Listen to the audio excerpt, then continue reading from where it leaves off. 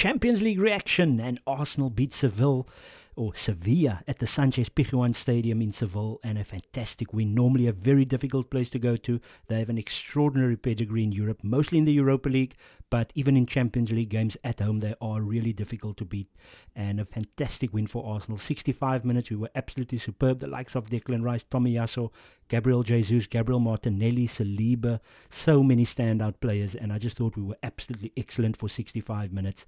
It's not due to tiredness, I feel, that we weren't good in the last 25 to 30 minutes. It was just a very poor corner, and we allowed Sevilla Gudeush to score and obviously get above our players. I think Gabriel really didn't jump there, and it was a very poor goal to concede at that stage of the game, and the pressure just was relenting from there onwards, because obviously they got a second wind. So something that Arsenal really need to take care of, especially in big games, is finishing teams off. It's now 2 to 3 years now, where in certain cases we've had lots of big wins. We beat Man City, Liverpool, Man United, and these type of teams. We've beaten them on a couple of occasions, and it's been really good to see. But the problem is we are just not finishing off, and obviously in certain games that's tight. It really comes to the forefront. But the Arsenal team, obviously David Raya in goal, and once again it was quite interesting to see how we are being, let me just make that bigger, how the Ramsdale situation is going, and some of the mistakes that he's making. So obviously he has an aggressive position in terms of getting to crosses and those type of things, but made a great save also in this game late on. But also there was opportunity where the ball seemed to slip through his hands, and then also once again the playing out from the back. It just seems like every game it's going to be heart-throbbing stuff. But obviously the team was exactly the same, other than Tomiyasu coming in for Zinchenko. Team exactly the same. I thought Jorginho and Rice were really good. Ødegaard, not so much, but obviously he did the important things that he needed to do. Saka was dangerous on the side where Acuna, the Argentinian left back, is. Jesus was fantastic, drifting between right and through the middle, and Martinelli also played between right and drifting through the middle. So very good work from those two, Martinelli and Jesus. And obviously Jesus, fantastic with putting Martinelli into play, and then obviously for the goal at the end of the first half as well, putting him into play, and Martinelli learning from his mistakes. So this is what's important. If we are making mistakes, we need to learn from those mistakes, and it was very good to see from Arsenal that they were able to learn from the mistakes and score the goal. And it was just that one-on-one once again with the keeper, and Martinelli scoring despite missing earlier on. So it's very difficult to in Champions League games, it's difficult already as it is. We as Premier League fans tend to think that we're the only teams there, and the likes of Seville and Lens away from home or at their home grounds, they are going to be very difficult. And just remember, when Arsenal come to town, it's a big Premier League team, then these teams are definitely up for it. So it's a very difficult away games, and we haven't done well under Arteta in Europe, in the Europa League especially. Obviously mix and match teams, whereas this is a much stronger lineup, and we are now hopefully getting the results. We were obviously strong against Lens, and we dominated the game without really causing problems. And then we were very, very poor at the back against Lens, if you can remember correctly. So all those things comes into play when you think about it. And then some of the players that I want to obviously have a chat about. Declan Rice, once again, fantastic. Did his job in the first half. Obviously, you don't see so much of his defensive attributes because he was quite a bit on the ball. So it just seemed like a normal display in the first half. But in the second half, especially that final 25 minutes when he was actually covering and working with Tomiyasu more on the left side, because their right winger was starting to attack us on that side. And it was just a fantastic defensive display, and also keeping the team together, communicating. Jorginho and Rice, key leadership players in the team. Our midfield three are all leaders, with Jorginho and Rice more the talkers, and Ødegaard in his way getting the team together. Our defense was really good, was resolute, except for the poor defending at the corner, which is something that can be fixed. Obviously, we've actually been really good at defending corners in general. I know against Fulham that there was a poor second goal conceded, as well as I can't remember in any other games where we were really poor from a corner. So we're quite strong defending corners. I know we tend to take a lot of corners, and we tend to be quite poor, and then other times we are quite good at corners. So set pieces, we are generally strong, but it was very disappointing, and that changed the formation of the game in the sense that obviously Sevilla started pressing us a little bit higher, and they won the ball quite a few times, and they started to play because we were dropping a little bit deeper, and that's still something that Arsenal do. Maybe they feel as a team that if they do drop deeper, they are strong enough to contend, but in some cases there's such a lot of bits of pressure that comes onto our defense when we drop deep. And obviously, in some cases, if you drop deep, you obviously want to then create opportunities on the counter. There wasn't much because Sevilla were relatively dominant. But before the goal, they were nowhere, and Arsenal were controlling the game. And in general, we controlled the game, even in difficult moments at the end. And then there's obviously this other gentleman that was superb as well, and it was Jesus, obviously the man of the match by UEFA.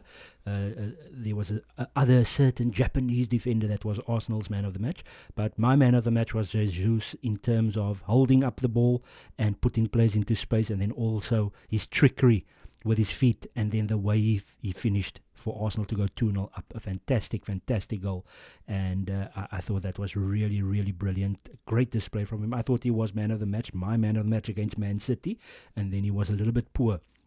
Understandably so, you have to. It's not an excuse, it's the reality.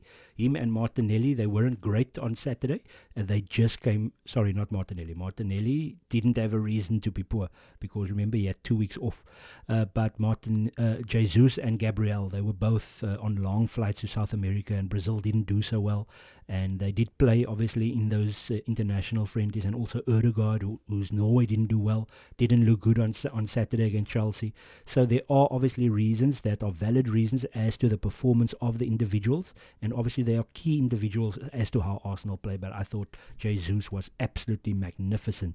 And then obviously from a defensive standpoint and also helping the attack as well, Tomiyasu was superb once again. He's been brilliant for Japan, and this season, when fit, he's been absolutely exceptional. It's clear to see that when he hasn't been fit, groin and calf and hamstring issues and hip problems so far, muscular things that keeps on creeping in, and that affected his performance last season. The mistake against Man City at the Emirates Stadium, probably wasn't fit at that moment in time, but he is now fit and he's really doing well. If you go and look at his performances for Japan, absolutely superb over the international window. And then for Arsenal, he's been really good. And Zinchenko, who's not doing so well, lots of misplaced passes in midfield, and then also not defending that well. It's very, very good for us to be able to call upon Tomiyasu. And obviously the sad thing of Timber's long-term injury and the fact that we had to let Tierney go, mostly because Arteta probably doesn't want him within the system that Arsenal play. So from all those things that you need to obviously take that into account when it comes to these things, and it was just absolutely superb. I actually want to get the log if I can get that on. But yeah, I thought Arsenal were absolutely superb in all aspects. And there we go. So now we're going to have a look at the group. So it's interesting in this group. We all said it's maybe a Europa League group, and rightly so, to feel that. Lens, you look at them and they will probably only get into a Conference League unless they pick up their form in the league. Sevilla, PSV, perennial teams in the Europa League. Sevilla, perennial winners. And yeah, you can see the point situation. Obviously, Sevilla, even though I said at the beginning it's very difficult to go there, they have drawn their 2 home games so far and lost their away game against PSV, if I'm not mistaken. No, it couldn't have been. They would have lost to Lens. So, okay, I don't know. They drew 2 games and they obviously lost one. PSV drew 2 games and lost one. And then Lens, obviously. So Sevilla lost to us, obviously. So Sevilla would have drawn at home to Lens, and they would have drawn away to PSV. And Lens obviously defeated us, and obviously we won the 2 games against Sevilla away and beating PSV at home. So we have 2 home games now coming up. That should be against Sevilla and Lens, so that's our next 2 games, and then if we win those games, then I'm pretty certain that should be enough. 12 points, I think 11 is enough to top the group, so 12 points, if we just win the next 2, then we are safe, and we can go to Eindhoven with basically a Carabao Cup type team, especially with a difficult December coming up, the likes of Villa, Brighton, those type of teams, I think Liverpool as well. So it's going to be vital for us to win this next 2 games. No slips against Sevilla at home and Lens at home. because they did give us some tricky moments away from home. So they can cause problems at home, but I think Arsenal will be too strong if you think about it. So I think 11 points will be enough, and obviously if Arsenal win the 2 home games, then that should be enough and obviously if you think about it, 1 win and 2 draws should also be enough for Arsenal to get the job done. So it's looking good in the Champions League again after a very good win. Arsenal obviously now go on Saturday, 3 o'clock kickoff in the UK, 4 o'clock South African time, and Arsenal host Sheffield United, the team that gets beaten quite comfortably, unless you're Man United, of course, even though Man United probably deserved to win that game. They struggled, so that was Sheffield's last game at home to United, and Arsenal obviously drawing with Chelsea, Tottenham winning again on Monday. Tottenham's actually playing away to Palace on Friday, so they can go even further ahead. And then obviously Arsenal playing 4 o'clock on Saturday, and then the Manchester derby also taking place over the weekend. So a very important Premier League weekend, but from a Champions League standpoint, Arsenal looking good, top of the log in a group that was deemed easy, but the performances of the other teams has been decent. Obviously, there's much bigger fish to fry in the Champions League, as they like to call it. And then obviously Arsenal's next 2 games at home to Sevilla and Lens, and then we end off away to PSV Eindhoven. Come on, you Gunners.